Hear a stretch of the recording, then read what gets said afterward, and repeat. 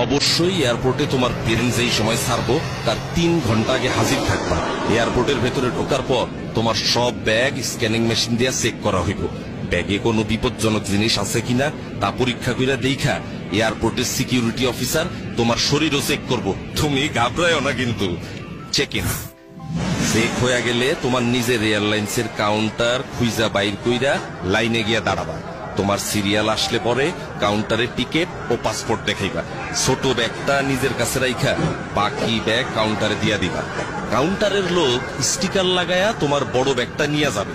ব্যাগে স্টিকার লাগানো হয়ে গেলে মনে কইরা বোর্ডিং কার্ডটা নিবা।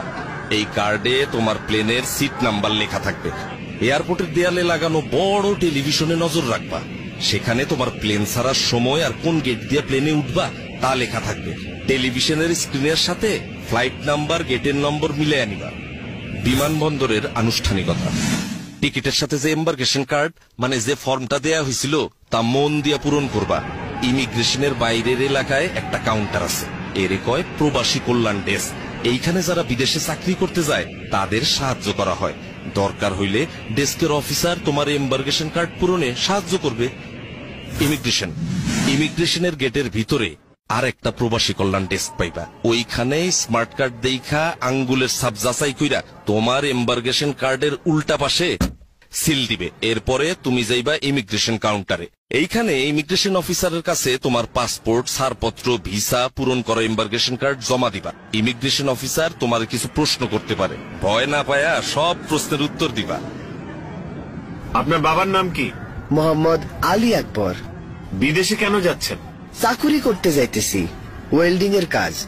কম্পিউটারে রেকর্ড রাখার জন্য ওনারা তোমার ছবি তুলতে পারে, এতেও ঘাবড়ানোর কিছু নাই। সব কাগজপত্র ঠিক থাকলে তোমার পাসপোর্টে উনি সিল দিয়া বিদেশে যাওয়ার অনুমতি দিয়া দিবেন। এরপর টেলিভিশন দেখা নিয়া তোমার প্লেনের অন্য যাত্রীরা যেই জায়গায় বসছে সেইখানে গিয়া বসবা।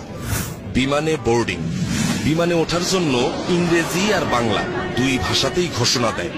বিমানে ওঠার ঘোষণা দিলে বোর্ডিং কার্ড হাতে নিয়া লাইনে দাঁড়ায়া ধীরে সুস্থে প্লেনে উঠবা। প্লেনে ওঠার পর বোর্ডিং কার্ডে লেখা সিট নাম্বার খুঁজা সিটে বসবা।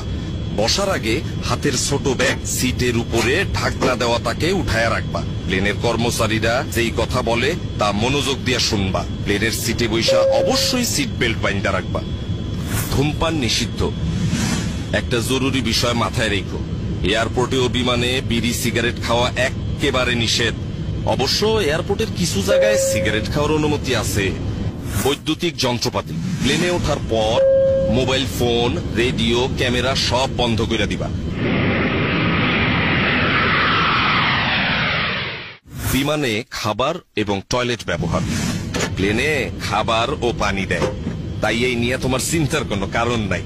প্লেনে টয়লেট ব্যবহারের প্রয়োজন পড়লে ঘাবড়ায়ও না কিন্তু। টয়লেট ব্যবহারেরও কিছু নিয়ম কানুন আছে।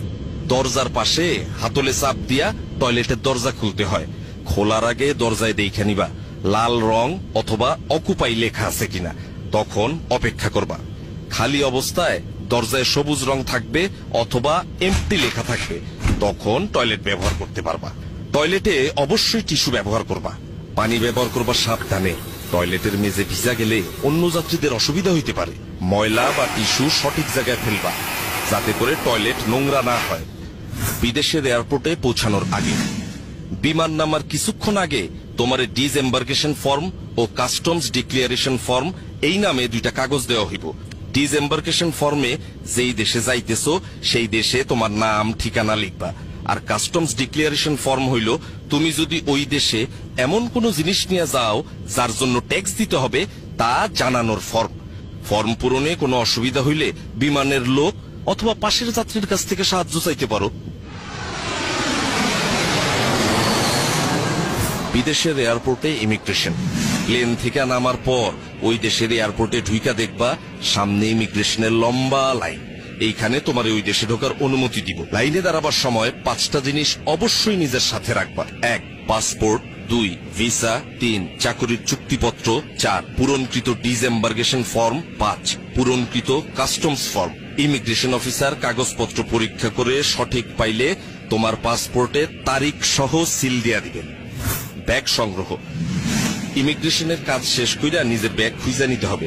মালামাল যেখানে আসে সেই কনভেয়ার বেল্টের উপরে এয়ারলাইন্সের নাম ও ফ্লাইট নাম্বার দেওয়া থাকে, তা ভালোভাবে দেইখা নিয়ে সঠিক বেল্টের সামনে গিয়ে দাঁড়াইবা। কনভেয়ার বেল্ট থেকে নিজের ব্যাগ চিনলে সাবধানে বেল্ট থেকে নামাইতে হইব, যাতে অন্য কোনো যাত্রী আঘাত না পায়। আর যদি কোনো কারণে ওইখানে তুমি নিজের ব্যাগ খুঁজা না পাও, দেরি না কইরা হারানো জিনিসের খবর যেখানে জানাইতে হয় সেই লস্ট অ্যান্ড ফাউন্ড ডেস্কে এবং এয়ারলাইন্সের ডেস্কে খবর দিবা, তারা তোমার ব্যাগ খুঁজা দিবে। আর যদি একদমই খুঁজা না পায়, তাইলে তারাই তোমার ক্ষতিপূরণের ব্যবস্থা করব।